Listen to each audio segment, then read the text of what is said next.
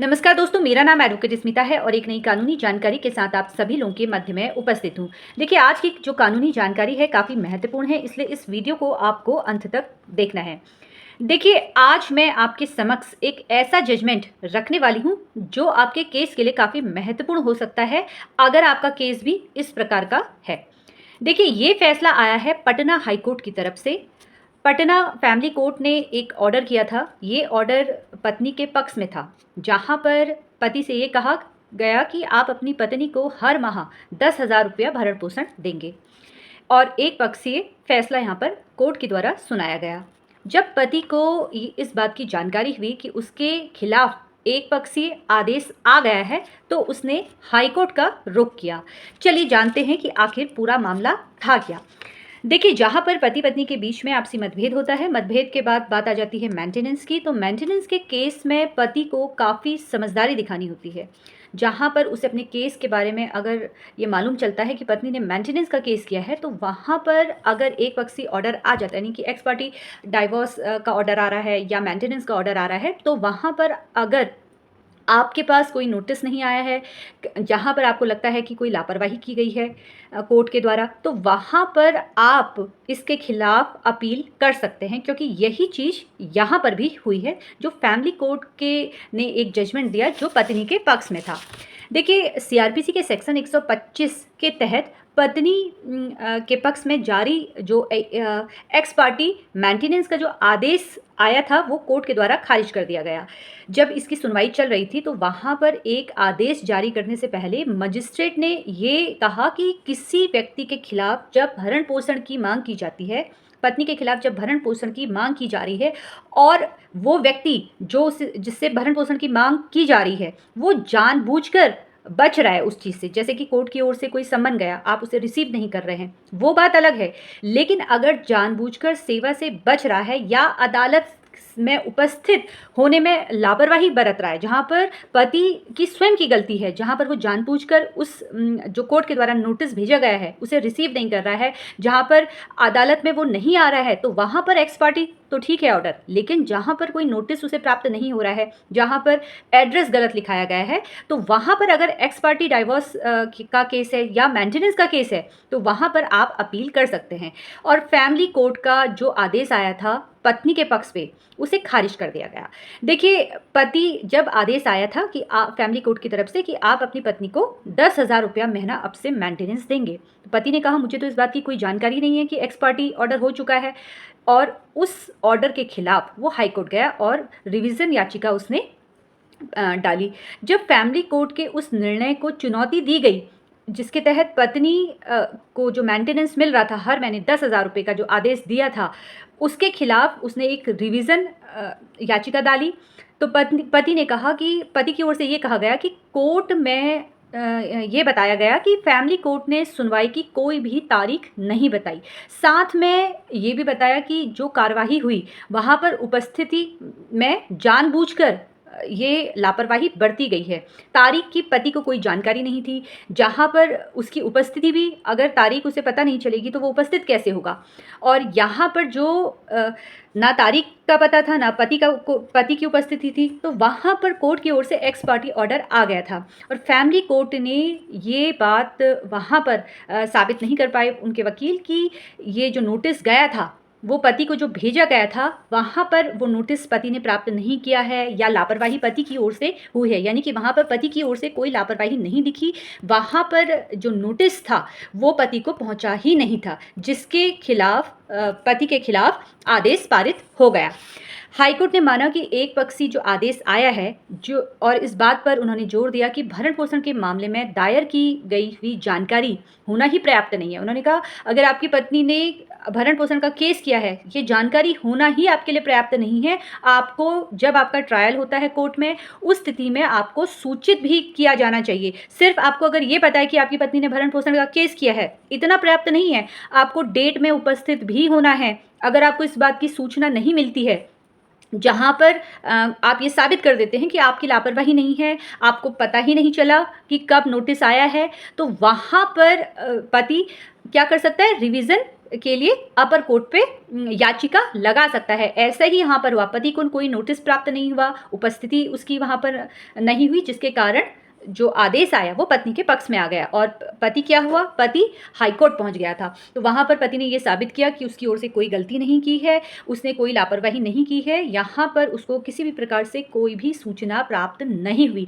तो यहाँ पर कोर्ट की ओर से ये एक फैसला किया गया। जो मेंटेनेंस के केस में जब एक पक्षीय कार्यवाही हुई तो कोर्ट की ओर से ये कहा गया कि नोटिस आवश्यकताओं का अनुपालन होना चाहिए।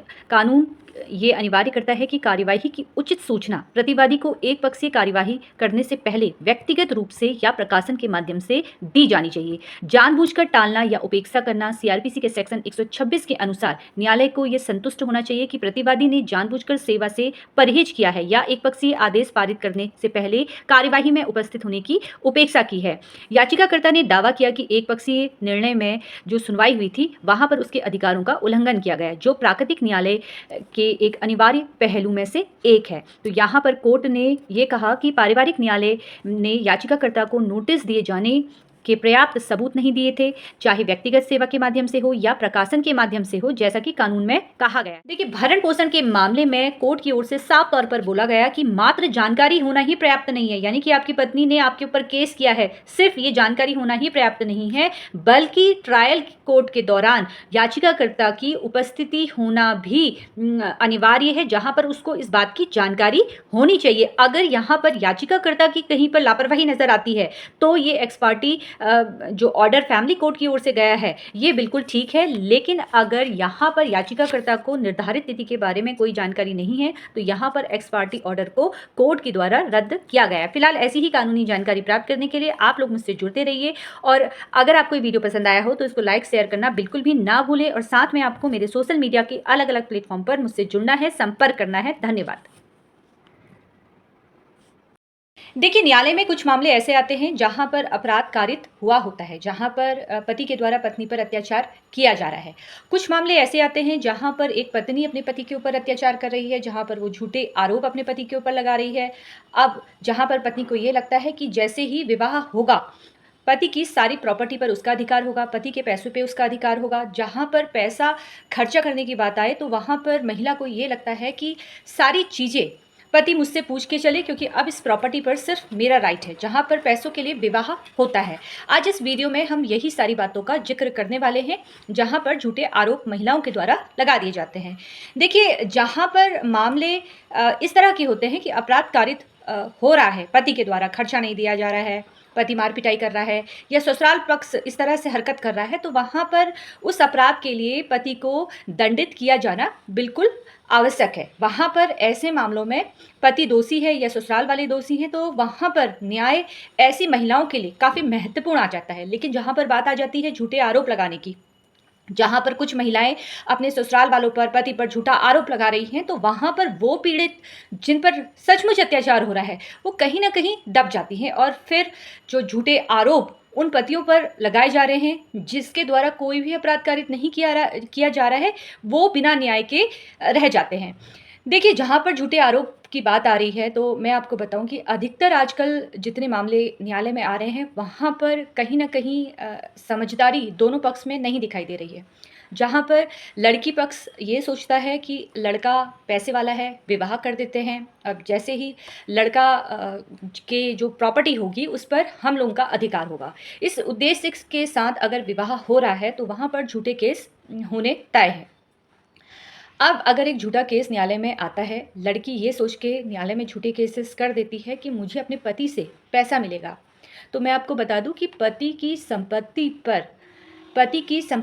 पर पत्नी का कोई भी अधिकार नहीं होता है अगर वो संपत्ति पति के पैसों से खरीदी गई है। अगर कहीं पर कोई इन्वेस्टमेंट किया है जिसमें पत्नी ने भी योगदान दिया है, यानी कि पत्नी ने भी पैसा दिया है, वहाँ पर उस स्थिति में उस प्रॉपर्टी पर अधिकार पत्नी का भी हो सकता है, पर उतने ही भाग का होगा जितना उन्होंने पैसा दिया है। लेकिन पति की प्रॉपर्टी पर अगर उसके द्वारा खरीदी गई है, पैसा उसका है, तो वहाँ पर पत्नी का कोई अधिकार नहीं है। सिर्फ जो अधिकार की बात आती है वो आती है मेंटेनेंस की। अब बात करते हैं मेंटेनेंस के संदर्भ में। देखिए, महिलाएं ये सोचती है कि झूठा आरोप लगाएंगे, पैसा तो मुझे पति से मिलना ही मिलना है क्योंकि लाखों में इसकी इनकम आ रही है, तो वहाँ पर उस महिला को ये बात जो उसके द्वारा कही जा रही है, वो उसे साबित भी करनी पड़ेगी। एक केस के ज़रिए आपको समझाने की कोशिश करती हूँ। एक केस था जहाँ पर महिला ने अपने पति पर झूठे आरोप लगाए। महिला ज़्यादा दिन वहाँ पर नहीं रही, ससुराल में नहीं रही, लेकिन ये दोनों को पता चल गया था, यानी कि लड़की और लड़के दोनों को ये एहसास हो गया था कि अब उन दोनों का जीवन एक रिश्ते में बँधने से कोई फ़ायदा नहीं है। उन दोनों को बिल्कुल अलग होना था, तलाक होना था। अब जहाँ पर बात आ गई पैसों की, तो लड़के ने लड़की से बोला कि आप को मैं 25 लाख रुपया देता हूँ और आपसे सहमति से हम दोनों अलग हो जाते हैं। लेकिन लड़की को किसी के द्वारा ये कहा गया कि आपका पति तो काफ़ी अच्छा पैसा कमाता है और ये 25 लाख रुपया क्या, इससे तो आपको कम से कम 50 लाख रुपया से ऊपर पैसा मिलना चाहिए और आप इस तरह के मामले दर्ज करवा दीजिए। लड़की ने भी सोचा कि हाँ, मेरा पति पैसे तो कमा रहा है, इतनी इसकी प्रॉपर्टी भी है और 50 लाख से ऊपर तो मुझे पैसा मिलेगा ही मिलेगा। अभी विवाह को ज़्यादा समय नहीं हुआ था, 3 माह भी नहीं हुए थे, लेकिन लड़की ने ये सोच लिया कि 3 माह रहने की कीमत वो पति उन पैसों से देगा, जहाँ पर लड़के पे दबाव बनाया जाएगा, जहाँ पर अगर हम केस करते हैं तो लड़का कहीं न कहीं दबेगा और वो पैसा हमें आसानी से मिल जाएगा। उसने डिमांड की 50 लाख रुपया। लेकिन जब न्यायालय में मामला आया, 3 से 4 साल तक ये केस फाइट हुआ, जहाँ पर मेंटेनेंस भी उस वक़्त महिला की इंटरिम मेंटेनेंस लगी, कुछ पैसा उनको मिला। बाद में जब सेटलमेंट हुआ, 4 साल के बाद जब दोनों के बीच में सेटलमेंट ही लास्ट में हुआ, तो वहाँ पर वो अमाउंट जो लड़के ने उस वक़्त उन्हें ऑफ़र किया था, उतना पैसा भी उस महिला को नहीं मिला। अगर कोई महिला किसी पर झूठे आरोप लगा रही है और अगर पति वहाँ पर सेटलमेंट की बात कर रहा है, वो कह रहा है कि मैं आपको इतना पैसा दे सकता हूँ, तो समझदारी उस महिला की यही है कि उतना पैसा लेकर वो सेटलमेंट कर ले।